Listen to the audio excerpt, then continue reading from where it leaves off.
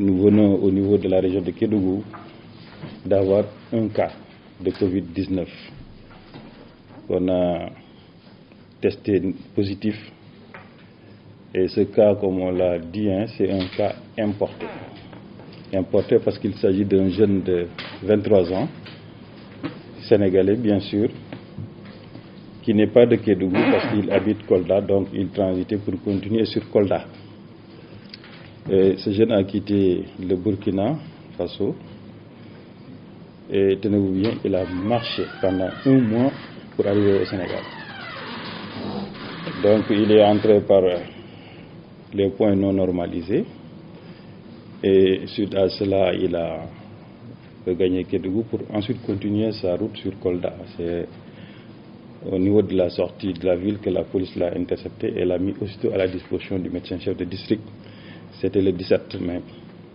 Il a été aussitôt placé en isolement.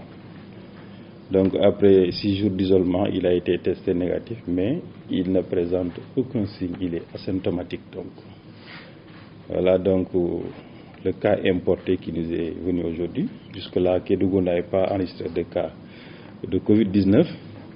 Mais je voudrais juste rassurer la population et l'ensemble des populations de Kédougou pour leur dire que c'est un cas qui n'a pas fréquenté une famille ici parce qu'il n'habite pas à Kédougou. Donc il devait continuer son chemin, mais entre-temps par la vigilance des forces de défense et de sécurité, il a été contrôlé, interpellé et mis en isolement aussitôt par les services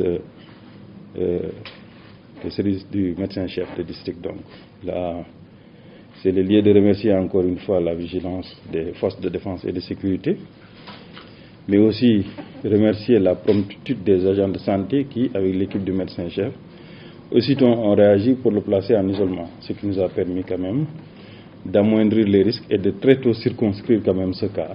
Et voilà, on est actuellement à la recherche des cas, peut-être probablement, qui ne devront pas être nombreux parce que c'est quelqu'un qui n'a pas fréquenté beaucoup de monde, donc il était sur la route. Il s'est fait consulter depuis Ouagadougou jusque-là, il s'est fait consulter 2 fois au Mali et au Burkina, mais c'était pour un peu des douleurs qu'il ressentait parce qu'à la marche, pour 1 mois de marche, c'était pas facile. Mais toutes les consultations ne l'ont pas empêché de continuer son chemin et jusque-là, vraiment, il est arrivé à Kédougou, elle m'a intercepté. Donc voilà la situation. Donc Kédougou a un cas.